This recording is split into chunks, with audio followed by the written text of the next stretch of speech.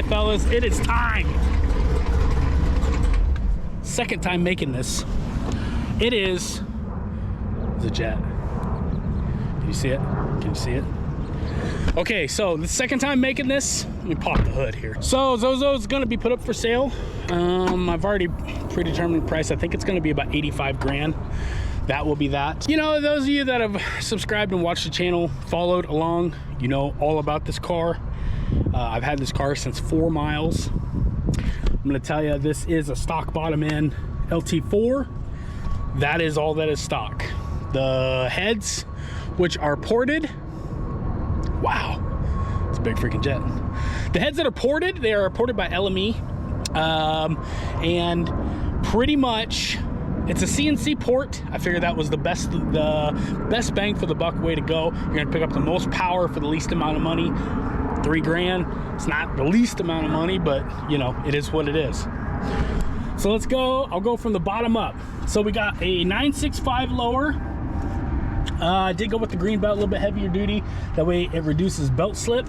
Got a 230 upper. Killer Performance put that on there. At the time, Justin Keith had the record for the fastest 6th gen Camaro in the world. And kind of figured, okay, well, you know, that's a good place for my car to go. I've always put quality over quantity. So big box, big shops, big brand names, not the way I went. So I've found out that that's not the best avenue to go.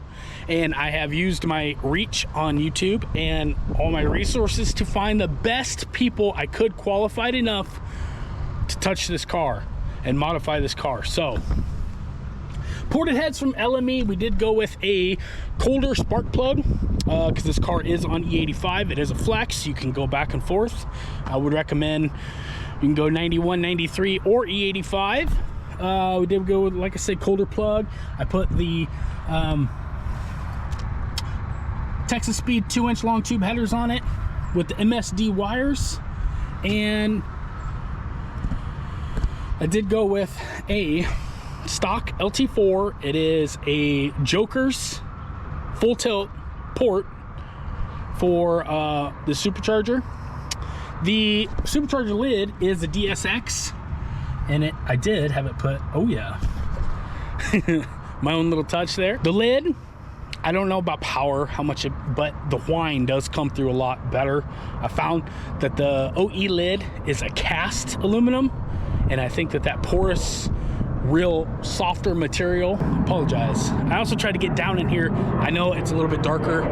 I tried to get down here to where it's a little bit windy today, so I got out of the wind. The OE lid seems to not let the whine, and it doesn't have that spoiler running down the middle there to where the airflow is actually directed and pushed down. Was it expensive? For what it is, yeah, supercharged lid is expensive, but the whine you pick up is pretty cool.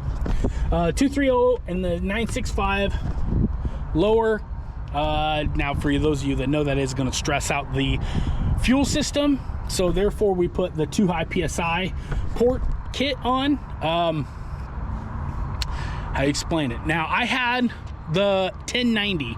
My idea when I built this was I wanted to go for like 1500, 2000 wheel horsepower, and I just bought the biggest injector that they had. So should they crap out, should something go wrong, you can downgrade considerably and still run the same amount of horsepower and be just fine. Okay, so Motion Raceworks catch can. For those of you that know or have a factory car, when I was getting on it, or I would run it, the RPMs up past 4 or 5 grand, you'd pull up to a red light and I'd smell oil. That's all that pressure in the crankcase trying to get out or vent out, and that's what you're smelling. So once I did that, took care of it.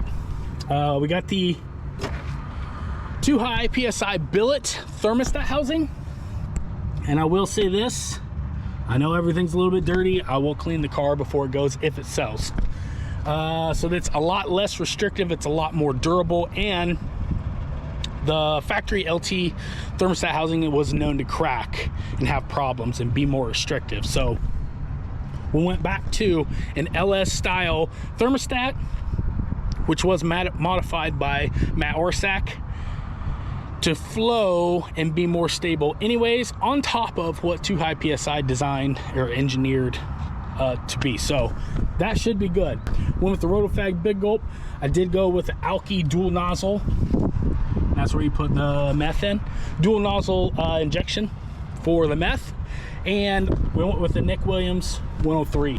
I did modify to have, those of you that know, this whole thing comes covered from the factory. For those of you that know, that's a big restricting. I mean, I made a video, and basically if you leave it out in the rain, the only part that gets wet is here. For the low side fuel system, I did have Matt build me a low side when it was down in Texas, and man, that thing is, it's ridiculous. It only comes on boost, and it's perfect. I think he needs to package those up and make those on a mass scale, because it's like freaking perfect. $3,000 worth of carbon on the front end. I did go with the 1LE front grille. I just like the way it looks. I didn't like the factory Z01 grill, and this was like the prime opportunity, so I went with carbon fiber, and the 1LE. So that being said, I did at one point in time, I wanted to get the underhood air evacuation problem, because the rumor on the street is once these cars get like close to 200, we have a problem with the car pushing down and rubbing the front tires on the bottom side of the fender. So I did at one point in time wanted to design something and fix the air evacuation and get that handled. And then I could have went back to my regular 1LE if I wanted to, front end, which I like. The car is sitting on R888Rs all the way around, 315 in the rear, 285s on the front, sorry. I have Corsa Extreme, and then it's not MPP. Z01 sucks for MPP. I had an SS. The SS is way better. And I guess you have to go through the CCM, or chassis control module, so they called, and modify that. So I wasn't gonna mess with it. I just made it loud, and it was the right decision. I like it. So I got the rear duckbill. I didn't like the SS style rear wing. It wasn't me. So this, sorry, I'm gonna keep it. So the center section, you will need to find another bill, or just run it without. It looks good without. Speaking of wheels, there is 2 sets of rear wheels, and they are factory. They are from GM. They are not replicas. One set has Nitto NT 555 G2s, and they are, yeah, they're next to new. I think they've got probably 100 miles on them, so new tires. And these obviously are the R888Rs. If you're paying the full price of $85,000, I will include the set of snow wheels and tires. If not, then I'll just sell them on another auction, because those can definitely be had by somebody for another Camaro. I mean, any 6th gen Camaro can run those. So curb rash, I know, I cranked the wheel and I backed out, and I scraped the wheel when I was coming out of the gym one night. The other wheel, there is one rear wheel that has the same amount of curb rash. It happens, man. It is what it is. So this right here is the only other defect on the front bumper cover. It was a chuck on my drill when I was cutting the holes for the canards, to put those canards in.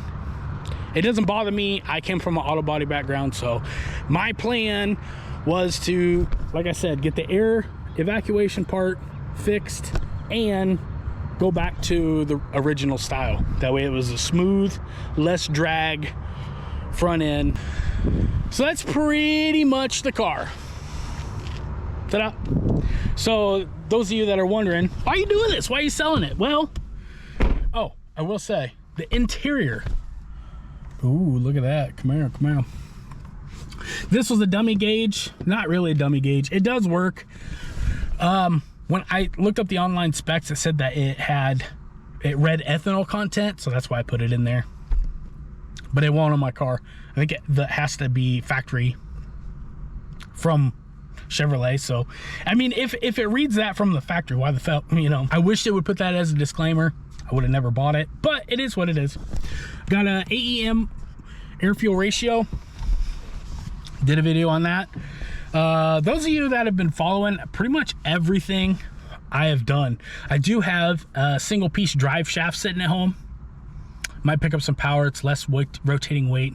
It's like another $1,100, $1,200. Yeah, I'll probably do it. I'll probably put it in. Other than that, really nothing is modified on the interior. I mean, it's all pretty much a stock. I did drill for the knee bolster or whatever, the knee pad. Was it really that simple? Just buy a passenger side rear pad, knee pad if you want, or just run the stock one, whatever. Your car, not mine. I just took a drink and went down the wrong pipe. Those of you wondering, why are you doing this? Why are you selling it? Well, those of you that know, in January, I lost my job, went on my own. And those of you that really know, in the entrepreneurial world, you have peaks and valleys. You have high points, low points, and you have ups and downs. I had cash in hand, and I'll just put it like this. I could have paid this car off, had title in hand, sat at home with my bills paid for probably about a year, and done nothing. And all that, I just lost, like probably 6-8 weeks ago. The month to month on this car running is it's getting in the way of me diving into other projects or other things that I want to do. It doesn't bother me. I've had this car for 2 years. I had OJ for 2 years. I had a ZOZO for 2 years. So it doesn't bother me to put this up for sale. Now, the money lost was ignorance. It was just election year. You can whine and cry and complain about your losses. I made the decision to leverage it. I made the decision to do what I did. I pushed all my chips out on black and it came up red. But it's not the 100% that situation that is making me want to sell the car. There's other cars that have been poking at me for probably about a year. And I've been posting pictures and putting it up, and I'm just like, I just keep finding myself just buying more parts for this thing and more parts because it's just low-hanging fruit. It takes a lot of money to keep these cars running. I'm not a house guy. I don't like real estate. That's not my forte. I don't want anything to do with that. The average house right now is like a little over $400,000 across the country. So, I mean, I see it as keeping the hamster on the wheel. I want to keep money free so I can build cars because this is my passion. This is what I love to do. This is my life. This is me. And people put money into what makes them happy. It's getting a little dark here, but I'll show you. My view has not changed. I spent $77,000 just looking at different colored mirrors. Going from SS1 Elite to the Z01. So it's just time for me to shake things up. I love the Camaro platform. I hate that my loan is through GM Financial. I fucking hate it. I hate that more than anything. And I hate showing these people support. And those of you that I know, I made a video a little bit ago about building cars and projects and keeping your money local. And it's time. I'm tired of supporting these, you know, I just feel like I'm just paying General Motors month to month, which I am, but it's just, I hate it. So time for me to get off the wheel. And yeah, it doesn't make financial sense for me to just buy a brand new car and then just throw another 50 grand at it for YouTube views. And that's why I bought a ZL1, and that's why I named it Zozo. I love demonology and angelology. When I went on, was it Google Trends, google.trends.com, you can see what everybody's searching, like the most keyword searches for the online is. And yeah, that was why I named it Zozo, because Zozo was the lead demon that came through in a Ouija board. And in my mind, the Ouija board was like a keyboard, and this was the most typed car. ZL1 Elite, LT4 ZL1. Z01 exhaust, Z01 review. It was just, so I was like, okay, it was fitting. In the future, and when I'm saying in the future, it's probably gonna be like 10, 15 years into the future, because there's not a lot of people even modifying LTs. Everyone's still on the LS bandwagon. So it just makes more sense for me to go and explore other options. I got some notes here. Let me just make sure I covered everything. Coming full circle, I have accomplished everything I wanted to with this car. Other than really modifying the interior, putting it on diet, cutting weight, pretty much pushing it to the point to where you're gonna blow the LT4 up or whatever. It's a very good street car right here at this point. So I think that this is a lot where people need to stop.